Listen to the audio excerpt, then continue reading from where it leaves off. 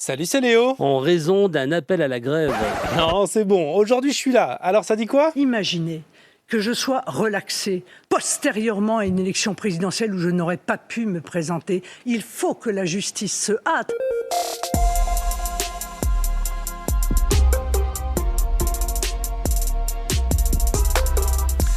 Alors, avant de te reparler de Marine Le Pen, je te dois peut-être quelques explications après l'absence d'épisode hier mardi.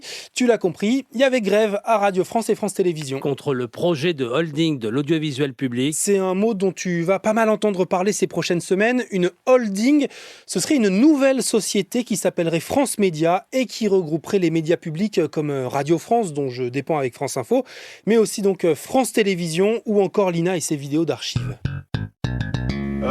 Qui est pour la continuité de la grève? Tout ça sous l'autorité d'un seul président. Pour le gouvernement, l'union de l'audiovisuel public ferait la force. L'enjeu, c'est de concurrencer les médias privés et de faire des économies. Mais les syndicats, eux, craignent une perte d'indépendance et de diversité proposée aujourd'hui par une multitude de programmes. La réforme doit être examinée à partir du 10 avril à l'Assemblée nationale pour une entrée en vigueur espérée au 1er janvier 2026. Je crois et je présume que cela fait la une de tous les journaux. Non. Parce qu'il n'y a pas les journaux. Et comment il n'y a pas les journaux? Parce qu'il y a la grève. Il y a la grève des journaux. Et alors? À la une des journaux ce mercredi donc, Marine Le Pen et son inéligibilité. Pour aller visiter le Polo Lopez. Son inéligibilité.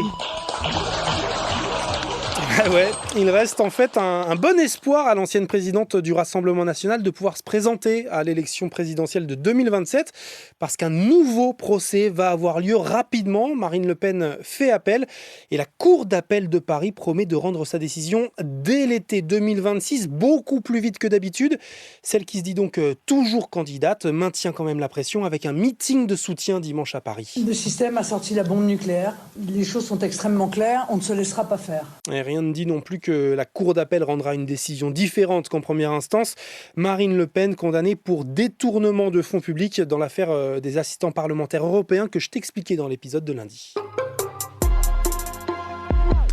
Cette question maintenant, contre la violence dans les stades de foot, la solution est-elle de dissoudre les ultras ? C'est ce que va proposer le ministre de l'Intérieur au Premier ministre, en tout cas en ce qui concerne un groupe de supporters du Paris FC qui lutte en ce moment pour la montée en Ligue 1 l'année prochaine, Légion X, responsable selon Bruno Retailleau de nombreux actes de violence d'une extrême gravité depuis plusieurs années. Par exemple, cette agression au couteau en novembre dernier qui avait fait 4 blessés parmi d'autres supporters du même club. Mais dissoudre les ultras n'entraînera-t-il pas plus de violence encore alors que ces groupes de supporters encadrent tant que possible ce qui se passe en tribune? C'est ce que pense le club de l'AS Saint-Etienne et toute la ville qui s'est mobilisée le week-end dernier pour défendre les Magic Fans et les Green Angels, eux aussi menacés de dissolution.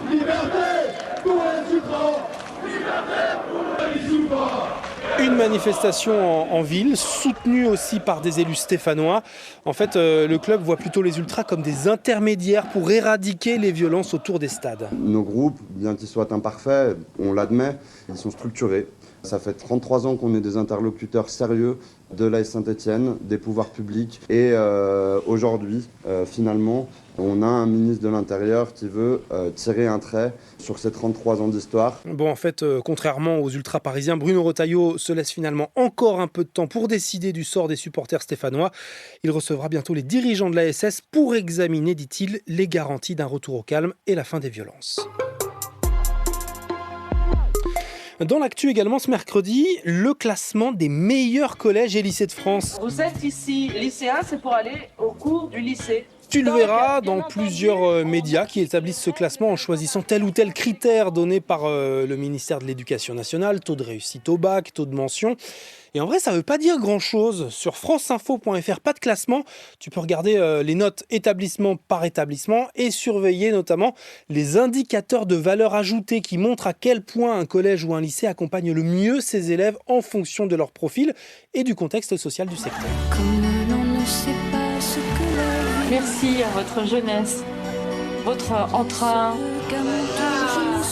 l'écosystème. Toutes vos erreurs qui sont pas des erreurs et qui sont que des tentatives. Et ça là, c'est la bande-annonce de Ce n'est qu'un au revoir qui sort ce mercredi au cinéma.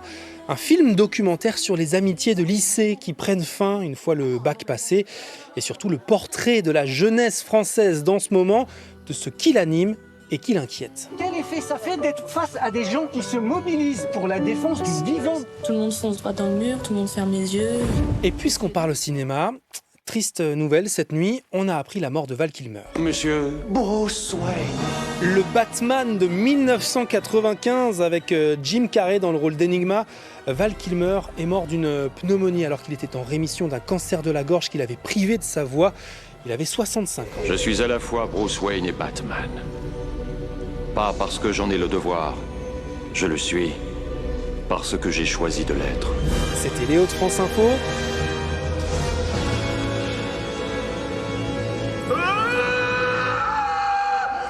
Allez, ciao.